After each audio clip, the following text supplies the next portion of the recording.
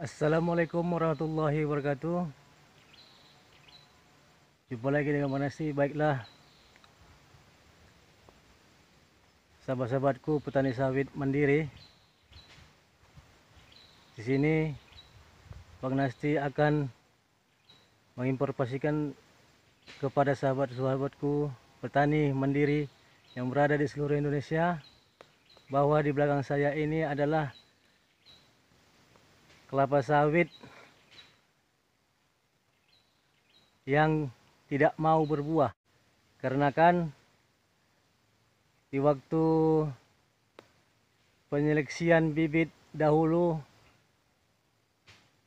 ini lolos dari seleksi Bang Nasti. Dan ciri-ciri dari bibit sawit yang akan menjadi nantinya seperti ini, saya akan memberitahukannya kepada sahabat-sahabatku sebagai suatu hal yang sangat bermanfaat nantinya, karena agar sahabat-sahabatku yang lain di seluruh Indonesia tidak mengalami hal yang seperti Bang Nasti alami sekarang ini. Mari kita review kelapa sawit yang tidak baik.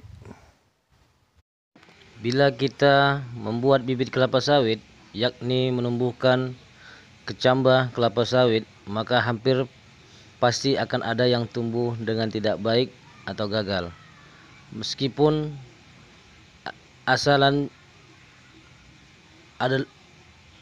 bibit adalah dari bibit yang unggul, yang resmi, bibit yang gagal ini harus diapkir atau dibuang karena tidak layak untuk ditanam. Bila dipaksakan maka akan berakibat tidak baik bagi produksi TBS nantinya. Proses penortiran bibit kelapa sawit yang gagal ini dilakukan pada 2 tahapan, yakni ketika masih di bibit kecil dan sesudah di tahap bibit besar. Adapun penyebab gagalnya bibit tumbuh dengan baik atau jadi menyimpang antara lain dapat diakibatkan oleh faktor genetis, kerusakan mekanis, salah penanganan, serangan hama dan penyakit, serta kesalahan kultur teknis. Dan berikut Bang Nasti akan menjelaskan bagaimana kesalahan teknis yang menyebabkan bibit tumbuh tidak normal. Yang pertama, penanaman kecambah terbalik, bakal daun ditanam ke arah bawah. Yang kedua, kecambah ditanam terlalu dalam sehingga pertumbuhan terlambat atau terlalu dangkal sehingga akar menggantung. Yang ketiga, tanah mengandung bebatuan, tidak disaring seperti mengganggu atau sehingga mengganggu akar. 4.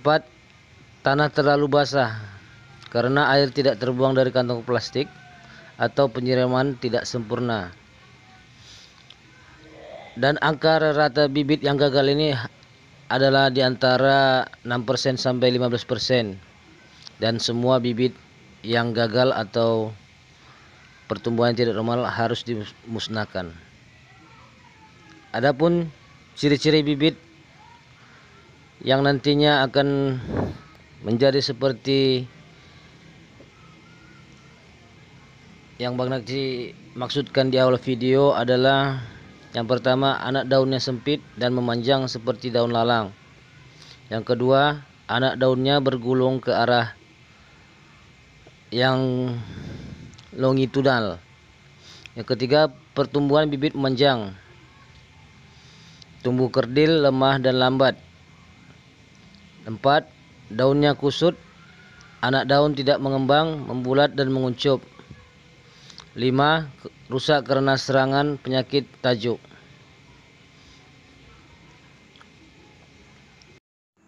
Jadi kesimpulan yang Bang Nasti ingin sampaikan dari keterangan-keterangan yang Bang Nasti jelaskan di video ini yang ingin saya sampaikan kepada sahabat-sahabatku petani mandiri lainnya. Ini pengalaman saya dan saya belajar dari pengalaman. Jadi saya ingin berbagi informasi tentang pengalaman saya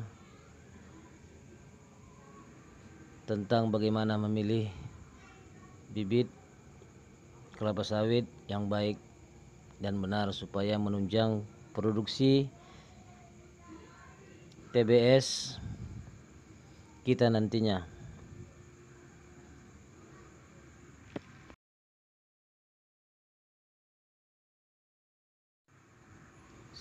Seperti inilah bibit yang kualitasnya tidak normal atau tidak baik, yang lolos dari seleksi Bang Nasti dahulu, dan kelapa sawitnya tidak mau berbuah. Padahal yang Bang Nasti jelaskan tadi, ini adalah bibit unggul.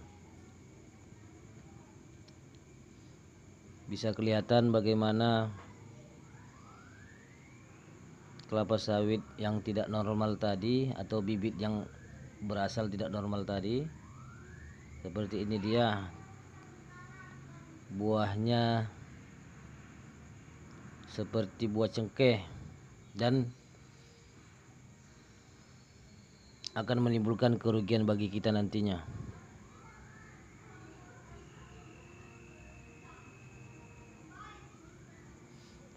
Dan ini juga daunnya pendek, tidak seperti tanaman yang lain seumurannya, dan kualitas buahnya pun bisa teman-teman lihat,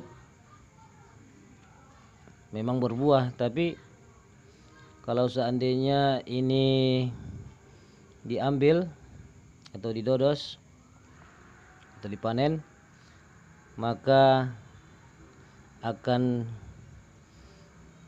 tidak layak dijual atau disortir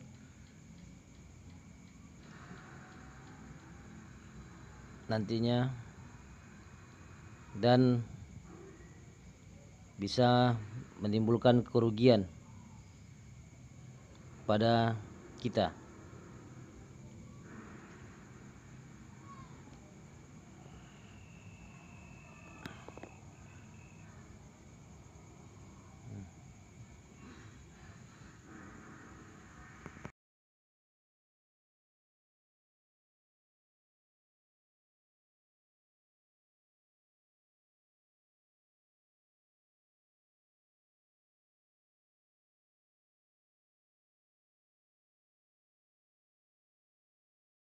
Semoga sahabat-sahabatku petani yang berada di seluruh Indonesia, semoga video ini bermanfaat bagi teman-teman sekalian dan juga sebagai bahan rekomendasi agar lebih selektif dalam menyeleksi bibit untuk ditanam di lapangan, supaya nanti tidak menyesal dan agar hasilnya maksimal. Terima kasih.